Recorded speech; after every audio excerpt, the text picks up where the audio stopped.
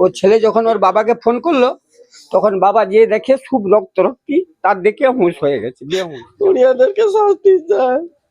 কাল থেকে যেন আমার ঘরে কি হচ্ছে, কাজকর্ম করে, তো সেখানে গরিব জীবনে কাজকর্ম করতে যায়, সেখানে থাকলে জানতে পেরেছি ওই ফোন করছিল জামাই যে এইরকম এইরকম ব্যাপার, আর তোমার লাঠিটাকে মারধর খুব প্রচুর করছে। করার পরে তারপরে ওই ট্রাফিক পুলিশ গার্ড করে দেয়, গার্ড করে দেওয়ার পরে তারপরে সঙ্গে সঙ্গে হ্যাঁ হ্যাঁ ওর ছোট কাকুও ছিল, ওর একজন বন্ধুও ছিল।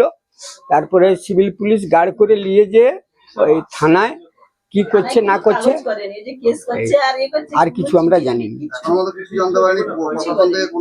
না না না না না তারপরে ওই ইয়াতে নার্সিংহোমে দিয়েছিল, নার্সিংহোমে ট্রিটমেন্ট হয়নি, কাল থেকে দুদিনে 40,000 টাকা নিয়ে নিচ্ছে। ওই জন্য জামাই বলে আমি এখানে রাখবো নি, ডাক্তার ছাড়বে নি। জামাই বলছে না আমি এখানে রাখবো নি, আমার ট্রিটমেন্ট করাবো, আমার দেশ নিয়ে পালিয়ে যাবে। ওই জন্য ওই অ্যাম্বুলেন্সে করে নিয়ে পালিয়ে আসতেছি। আমি ওর নানা। আমার ছেলের ঘরে ছেলে এমন ভাবে প্রহার করেছে, আমার ছেলে যদি কাল বেঘটন ঘটে যেত কি অবস্থা হইতো।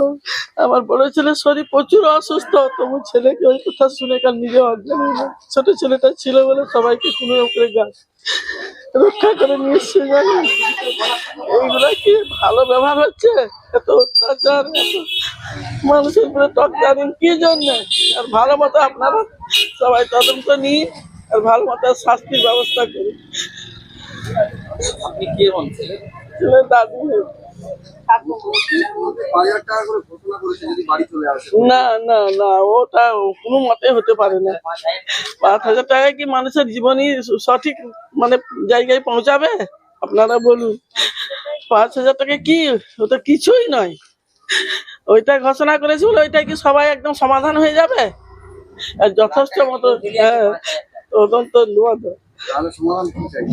সমাধান, আর ভালো মতো ইতিহাস মানে ভালো মতো শাস্তি চাই, আর ভালো মতো ফাইসালা চাই আমরা। এইটাই হ্যাঁ, তারা যেমন করেছে আমরা।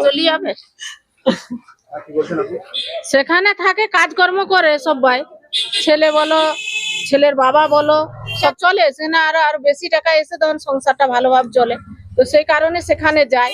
তো সেখানে তার জন্য না শাস্তি হলে ওই কাজকর্ম তাহলে কি করে করতে হবে? তাহলে বারবার এরকম বাড়তে থাকবে, তো বাড়তে কেন থাকবে? যেটা শান্তি যেন হয় না, যেন অশান্তি হয়, এইটাই চাই। আমি ওনার বেটি হই।